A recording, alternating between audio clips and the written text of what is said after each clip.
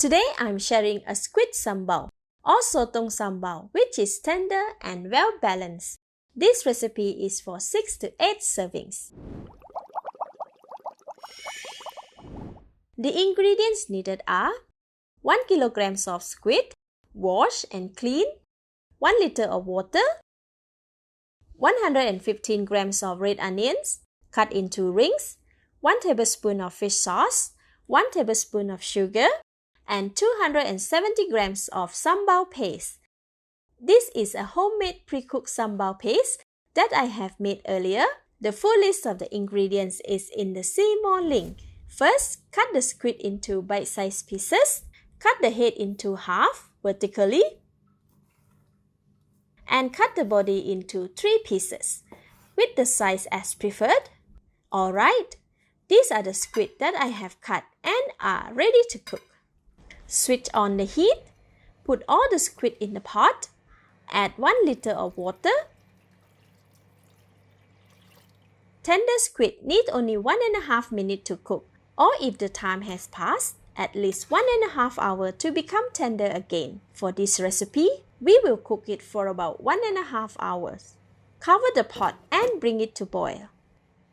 After 8 minutes, the water is boiling vigorously. Open the cover and tilt it a little to allow the steam to escape and to prevent the water from boiling over. Continue to cook the squid for 1 hour, stirring in between for an even cooking. After 1 hour, the water has reduced so much. Let's check on the squid.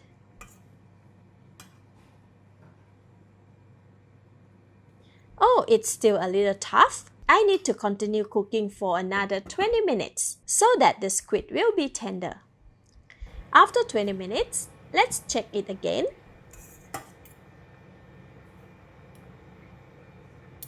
This is great.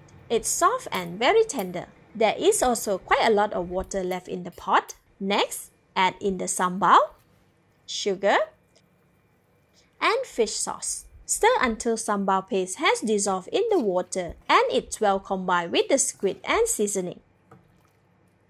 Alright, this should be okay. All the ingredients are well incorporated now. The squid are well coated with sambal too. The consistency of sambal gravy is thin, but it is okay.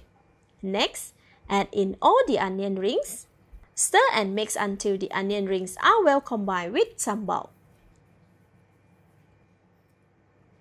Cover the pot, cook for 15 more minutes or until the onion rings has become soft and the gravy consistency is slightly thicker.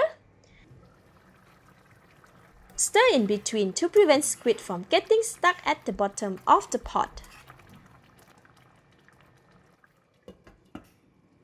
After 15 minutes, let's check on the sambal.